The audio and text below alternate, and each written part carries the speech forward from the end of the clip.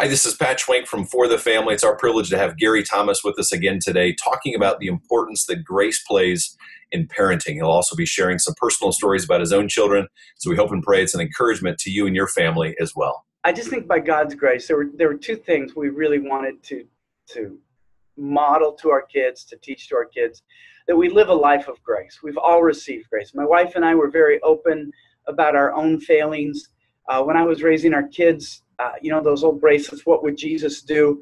I said, when it came to dating, I want you to have a bracelet. What would dad have done? And do the opposite. I mean, I shared my failures. I said, we're products of grace. God has bestowed us with this grace. We live in grace so that they know that they can mess up and learn from how they mess up rather than this basis of performance. And then I think, secondly, I hope, Matthew 6:33, seek first the kingdom of God and his righteousness. That's what drives us. That's what gets us most excited when they see us light up. It's the things of God's kingdom.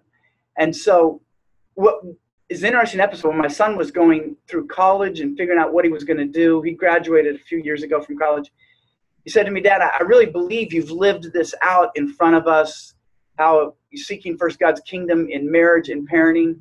I really want to do it in business. What happens in the business? And God has opened up the doors. He's succeeding so well. He works in Park Avenue in New York City, got an incredible job right out of college. And it just, I got to tell you, one of the things that I enjoyed the most, that moved me the most as a dad, when he was showing me his budget for living in New York City, which is really tight for a single guy. And he had the tithe right up there. And I just thought, I mean, singles can't understand, but when the Apostle John said in his epistle, I have no greater joy than to see that my children are walking according to the truth. Boy, that's how a parent feels. And then my youngest daughter, Kelsey, is editor-in-chief at University of Oregon, or University of Portland. Boy, she'd give me a hard time for that. In Oregon, University of Portland.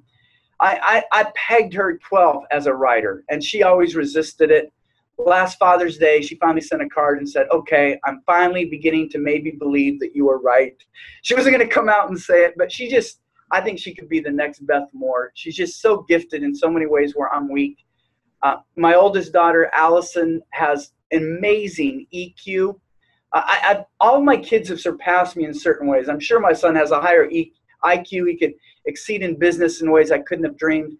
Kelsey, our youngest, I think she'll be a better writer. She's funnier. She's the extroverted personality. My oldest daughter has a higher EQ. But that gives me great joy, just seeing how God is launching these individuals into their own lives of influence.